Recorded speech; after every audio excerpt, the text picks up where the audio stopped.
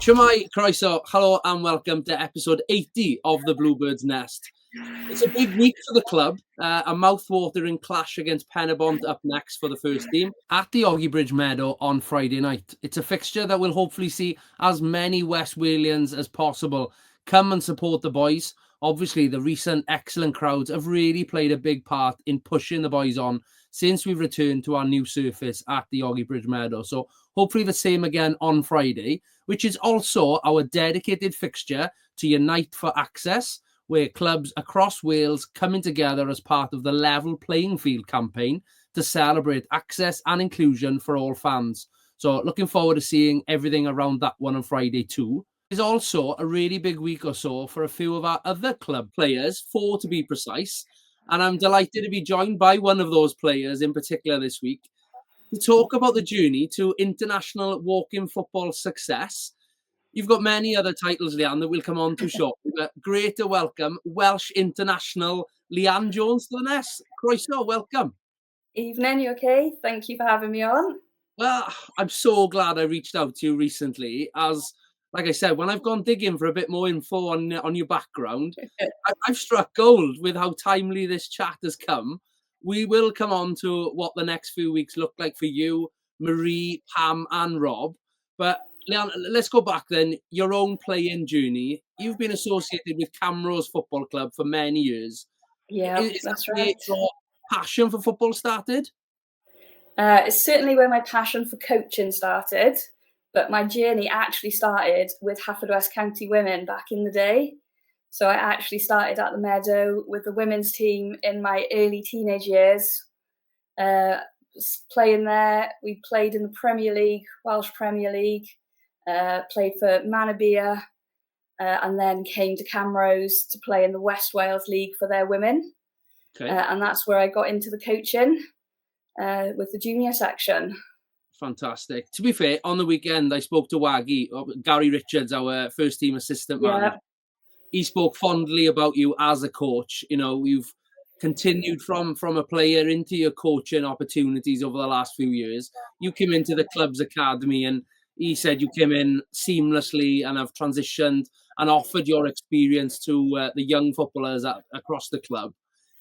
Looking back over that time, particularly last year, 2024, an incredible amount of achievements associated with you personally, but looking at Camrose as your role as a head of female football, I believe, at Camrose. That's right, yeah. You were selected as an FAW McDonald's Grassroots Awards winner, Community Club of the Year. Congratulations on that. You know, I'm imagining a lot of hard work has gone into that over the last few years, you know, sort of reaching that title. What did that mean to you then on a personal level and also to the club? Yeah, on a personal level, it means everything. Like, my whole idea of coaching is just to give the girls opportunities that I never had when I was their age. I couldn't start playing football until I was an early teenager. And even then, I was probably too young to be playing women's football, but was just desperate to play. And to be able to give these girls now opportunities to play from as young as 5 and 6 years old at the club, right through to a women's team, it just means everything to see those players there every week and to get recognised with the Community Club of the Year. Myself and the whole club are massively proud of the female section at Camrose, and it was purely dedicated for the female section as well, and all the work that myself and my fellow coaches have done at the club to get all ages playing. Fantastic. How did you learn about the award then? So we received an email to say that we had been nominated and that we had been shortlisted, and that we were to attend an awards ceremony where we'd find out the winner. But when we arrived at the awards ceremony, we found out that everybody there was indeed the winners of their respective categories. Oh, okay. So it was a bit of a shock moment. Myself and Matt went up, who's the vice chairman of Camrose Football Club, and we just looked at each other in shock. Just wow, what a recognition for a small village club in Pembrokeshire. Excellent. To be up against all these teams, all these clubs in West Wales. Fantastic. Again, congratulations on that. You know, it's Thank testament to you. the hard work that everybody involved with cameras has probably put into that. So that's great to see. And like you said there, it's great to see the impact that it's clearly having at grassroots level, you know, providing more females the opportunity to play football. And Absolutely. spoke to Mikey a few weeks ago about it all, our own club's progress, as with anything else. You know, it really does feel we're on a really positive trajectory with the way things are going at the moment. And now with you a part of the staff leading our club's women and girls development centre as well, you know, with the return to the meadow, obviously the artificial surface, Yeah. I've loved seeing how regular the teams are able to play on the new surface. What's that been like for you then? Yes, it's fantastic, to be honest. It's a brilliant surface. It's great to play on it, great for the ball movement and the way that we like to play as a club, the pass and move football. It just sits so nicely for us. Yeah. And to be able to have that facility there available to us whenever we want to train, whenever we want to play games, it's brilliant. You can't fault it. You can't ask for anything more, really. Yeah. I've said previously that when I've arrived at the ground, you know, prior to first team matches, etc., the amount of fixtures that are now being taken place there, not Yeah. only on a Saturday, you know, evenings right across the whole week. It's really, really great to see. And obviously mascots and other additional opportunities that we're able to facilitate as well. And That's the right. number of, you know, youngsters that are walking around in our kits and scarves and hats and coats, it's revitalised the place over the Yeah. last in particular. But how are your teams that you're involved in doing so far this season then? Okay, so my Haverfordwest team, I'm head coach of the under-12s girls at Haverfordwest. These girls have come on so much this season. From where we started last summer to now, they've all of them individually and collectively as a team have taken a huge step in their progress. We've played numerous games against girls and against boys. Recently, we challenged the girls to play an under-12s boys team. Okay. So playing directly against their peers, and despite great challenge from the boys, we took the win. Oh, brilliant. And the girls, they played fantastic football. They really put into practice everything that myself and Martin, as their coaches, are asking them to do week in, week out. And just to see it in practice was fantastic. Yeah. So, and yeah, they're doing brilliantly. We've got 4 of our under-12s training weekly with the FAW South Academy for under-12s. So those girls are doing great. So they travel up there, I believe it's twice a week for their training, and then training with us as well. Fantastic. And then Camrose, my under-15s girls, so that we play in the Pembrokeshire Women's and Girls League. I've had these girls now, this is my 4th season with them. And each year they're progressing fantastically from never having played football to now competing. We're going to take, I think we've secured 2nd in the league this season, which will be their highest ever finish. We've got 2 games left. And so far we've played 8, won 6, drawn 1, lost 1. Wow. Good record. And unfortunately, the girls were beaten on Sunday in the cup semi-final, but put in a fantastic performance. I cannot fault a single one of them. I don't know what happened on the day, why we didn't finish, but unfortunately, Nayland were more clinical than us, and it's just the way it goes. Those things, but couldn't be more prouder of the girls. Fair play. The highs and lows of cup football, I suppose, is That's it. Yeah, one of those things. That's great to hear that. And as it's clear to see, it's evident. You know, you're very much an advocate for inclusive football. Clear to see the impact it's having, you know, on the women's and girls' roles that you occupy. But you've also led on starting a women's walk-in football team with Haverfordwest. That's right. Yeah, so that's going really well. So I've been involved with Haverfordwest Walking Football now for about 3 years, and been the only female playing, but was completely included in everything that they did. And then May of last year, we decided it was time to start a women's team. So I led that campaign, contacted everybody in Pembrokeshire that I could, have ever played with or played against. Yeah. And we've got about 10 now who are training regularly. Would love to have more women play in there though. And they're doing really well. And I'm delighted to say that 3 of them have now also joined the Welsh setup. So they started last May, trialled in August, and all 3 got into their respective squads. So as a whole now, we've got 4 female Welsh internationals at the club. That's incredible. That start only last year and to already have international recognition. Is there any ages then playing in that team, Leanne? Yeah. So for the women's side of things, it's anybody over the age of 35, and to play competitively, you have to be over the age of 40. Okay. So yeah, absolutely anybody can play. Whether you've played football before or not, come down and join us and have a go. Definitely. Well, you've mentioned sort of recruitment there for the girls' teams and the walking teams. Is that actively still ongoing then, the recruitment? Absolutely, yeah. If any female wants to play football, I'll find a space for you. I've got a team, whatever your age, whatever your ability, whether you've played football at the highest level or never played football before, everybody's welcome. Fantastic. Yeah, I was going to ask that, for somebody potentially listening or watching, if they're hesitant about trying it, what sort of, is it just weekly training sessions? What format are you following with it all? So with the walking football, we have 2 sessions a week held down at Bridge Meadow. So we have a daytime session and an evening session in the hope that we can sort of appeal to everybody. But yeah, if, like I say, whatever your ability, come down and have a look at it. Walking football, some people say, it sounds boring just being able to walk, but it's a lot more competitive. It's actually quicker than you would think. Yeah. I might be running, but don't tell the ref. Just come down and have a look. Even if you just come down and watch for your first session, just to see what it's like. And then we find that once somebody's come and watched, they quickly want to get involved. Yeah, they're hooked on it. I was actually at the club daytime a couple of weeks ago, and I couldn't get over the number of people, men, women. There was loads of people. And yeah, like you say, it looked really competitive, and I'm not quite 40 yet, but I'm counting on the days. I think you'll have a new recruit coming through. Yeah, absolutely. Yeah, get involved. You'll love it. Yeah, definitely. And like I said, it's been great to see the number of women and girls in particular joining the club and also playing elsewhere too with yourself at Camrose.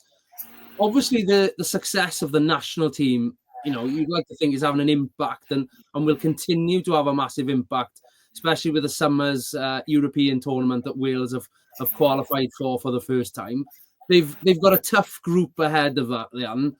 Any plans to head over to Switzerland, is it? Switzerland, yeah. And yeah, I've got my tickets booked. I'm going.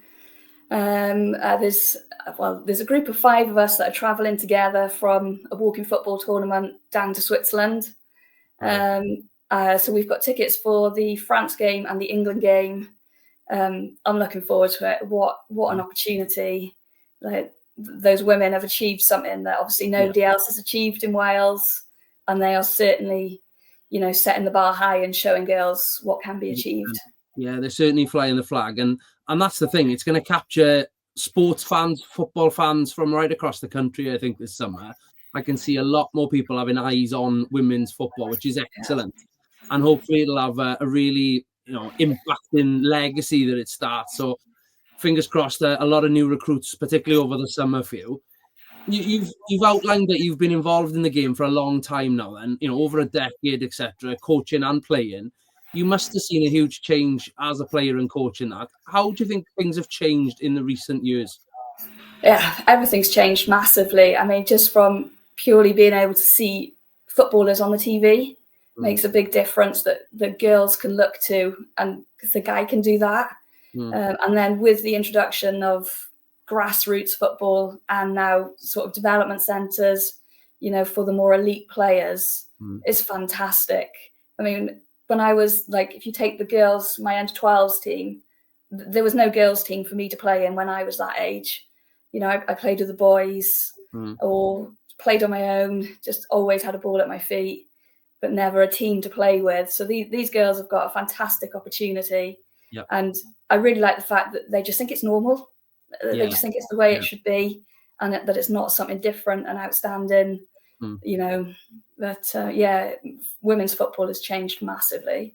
Fantastic. And obviously we've got Welsh national captain Angharad James, who hails from Haverfordwest. And again, speaking of Mikey, but I was aware of the social media coverage around her visit to the club over Christmas. And the fact that she gave up her time, she got a busy schedule between her club football in the States and the national team, had a photo with every single participant. And there was about 30 or 40, if not more, girls. Oh, yeah, more than that, easily.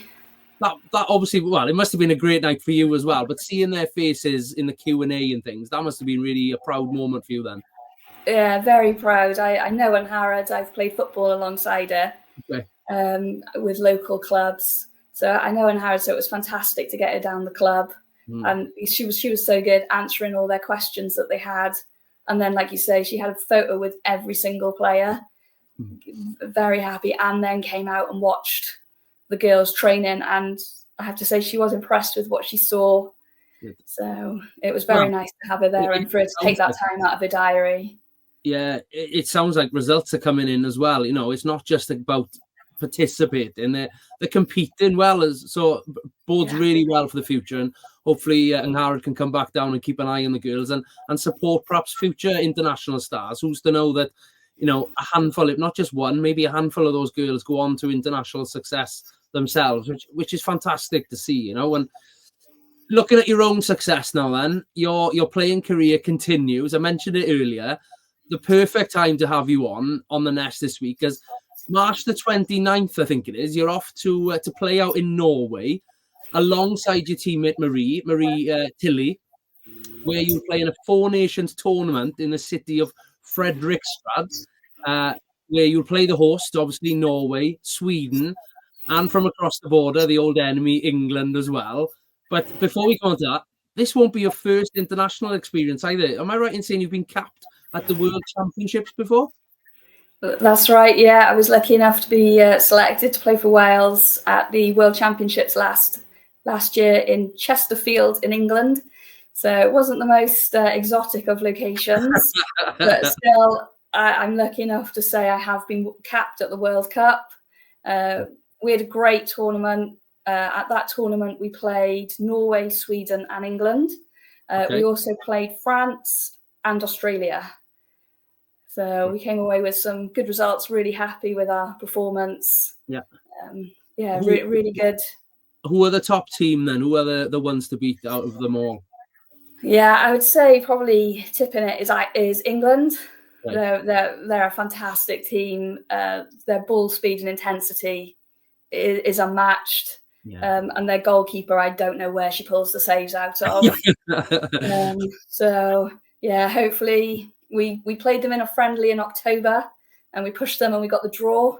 So hopefully we can go one step better in Norway and get the win against them. Yeah, well, fingers crossed. I was going to ask her, what are the hopes for the Norway trip then? Will we hopefully be seeing you and Marie with medals around your necks? Oh, that's always the hope, isn't it? You've got to go there with strong ambitions.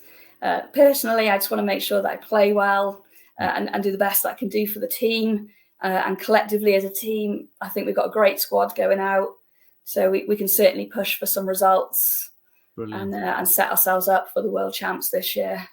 Definitely. With regards to the format then, is it 11 aside then? No, so it's the 6 aside.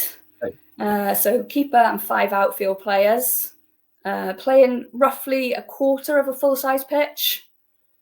And game lengths can vary, anything from 12 minutes up to I've played hour-long games. Oh, wow.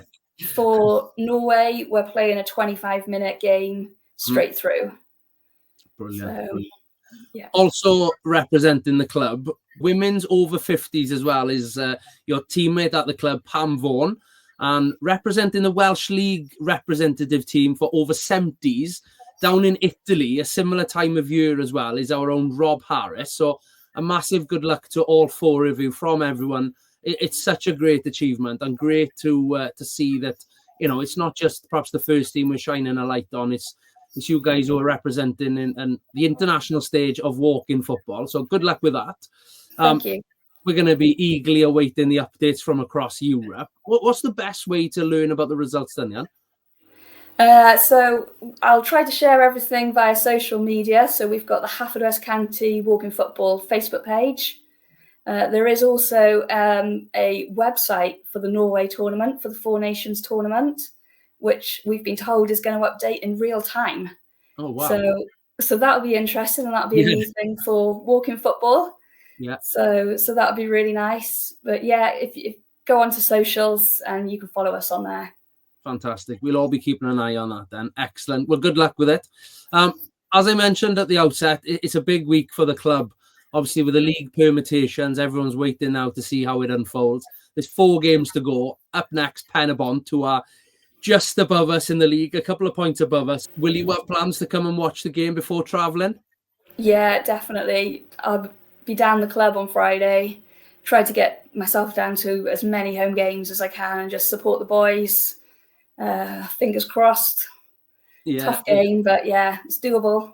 It's definitely doable. You know, looking forward to it now. It's like I said from the outset, getting a great crowd there has been so valuable to the players. I know how much it helps when they're, cheering their names, and it feels like a 12th man, along the sideline. So fingers crossed for a bumper one. I can't wait for the game. I'm sure it's going to be a fantastic night of entertainment. And yeah, often see you at the game supporting. I think the last time we played home, I will say there was an almighty queue at the gate. I think it was the Cardiff Met game. So if you are coming down to watch, please do allow plenty of time to get into the ground. I know there's plenty of pre-match entertainment and food and cakes, etc., from the vendors. So I'm sure we'll catch up by a coffee and cake somewhere, Leanne. Yeah, sounds good to me. Not too much cake, though. Well, no, right so before your travels. Listen, it's been great to find out more about all of this. Everything you're involved in. Keep going with the coaching and particularly the play-ins. Best of luck to you and Marie with the over 40s, to Pam with the 50s, and Rob with the 70s. And yeah, we look forward to welcoming you back soon, perhaps with a medal or two around your neck. Thank you very much. Fingers crossed.